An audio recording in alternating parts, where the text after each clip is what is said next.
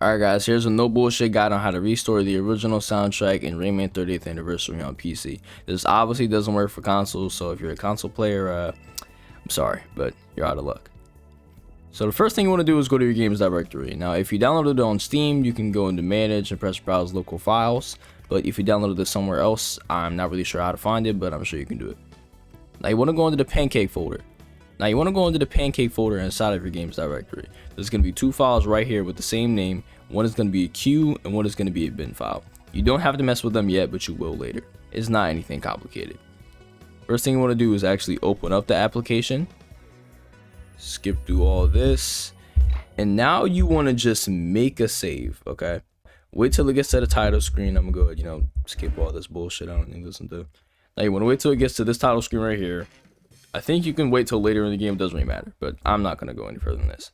And then you want to go and save your game. Now, I'm going to exit and save. And now we can load out the app. Now, after exiting the game, what you want to do is go to this archive right here. And inside of this archive, there is a whole bunch of different PS1 versions of the Rayman 1 game.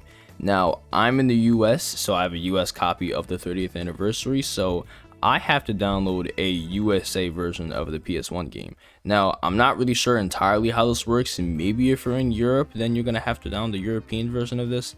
I'm not sure. Now, you of course want to go ahead and unzip that file. And once that is done unzipping, you want to go into the folder, and you're going to see two files, one bin and one Q file. What you want to do is you basically want to take these two files, drop them in here, and you want to copy the name. They all have the same name. You want to copy the name onto both of these bin and Q files. It has to be the exact same one. Since I replaced the bin and Q files with the PS1 version, the game is going to run perfectly fine with the original soundtrack intact. Just to go ahead and show that off, I'm going to open up the save.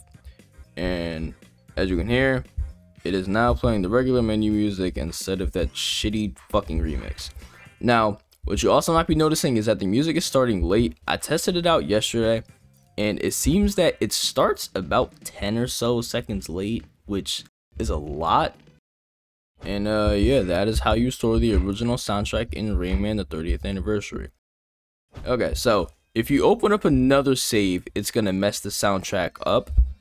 So as you can see, this is playing the wrong track. It's not playing the menu track. So it seems like you have to play off that one save file that I had you make earlier. It's a weird quirk about PS1 bin files, mixed with emulation. For some reason in the save that we already created, the soundtrack only works properly in there. So if you make a new save, it's not going to work. So yeah, thank you guys for watching. I'm probably gonna go take a nap because I stayed up until 6 in the morning trying to figure out how to do this shit, only for me to scroll into the Steam guide page and find out that somebody literally detailed how to do this 2 fucking days ago. So I didn't even have to stay up trying to figure it out. So thank you to that guy, because without you, I wouldn't be making this video, and I probably would have refunded this copy, because realistically, what the fuck am I doing playing Rayman 1 with that shitty ass remix soundtrack? And yeah, you have a good day.